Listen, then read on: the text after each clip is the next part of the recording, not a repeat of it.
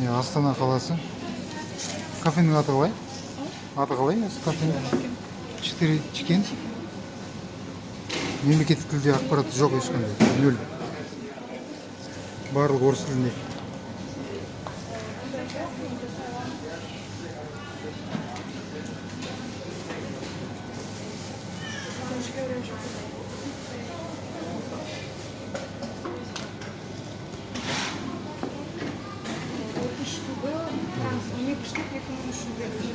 Администрация келген жоқ па?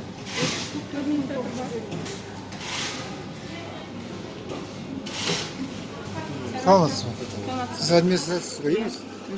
Да, мемлекеттік тілде ақпарат жоқ. Мен клиент ретінде, тұтынушы ретінде сұрауға құқығым бар негізі заң бойынша.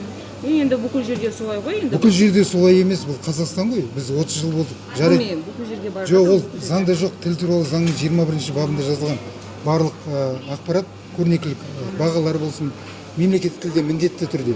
Ал қалған тілде сұралған кезде ғана. Енді бізге ал сізде екінші біз солай беріп жатырмыз. Жоқ, бастықтарыңызға ескертіңіздер, мен жай сіздерге клиент ретінде. Түсініп жатырмын, я сізді. Мен ондай дау шақырып жатқан жоқпын, бірақ негізгі мен ізденсем сотқа да бере аламын бұны жаңағы. Өйткені мемлекеттік тілде ақпарат болу керек. Ну бізде свободно сравнивать. Я мен білмеуім де мүмкін. Мысалы мен Монголиядан, Қытайдан келуім мүмкін. А сонда мен дискриминация, ол менің құқығымды таптап жатыр. Сіз Ресейге барып тек қана қазақ тілінде білесіз ғой деп немесе ағылшын қойыңыз. Бізде свободно страна. Жоқ, свободный Ресей де солай. Свободный. Бірақ Россия қабылдамайды сізді. Өйткені орыс тілінде міндетті ол жерде. Сол сияқты бізде мынау ресми тілден қазір алынып тастаған заң өзгеріп жатыр ғой, білесіз бе? Қазақ тілінде мемлекеттік тілде міндетті, ал қалғаны міндетті болып саналмайды.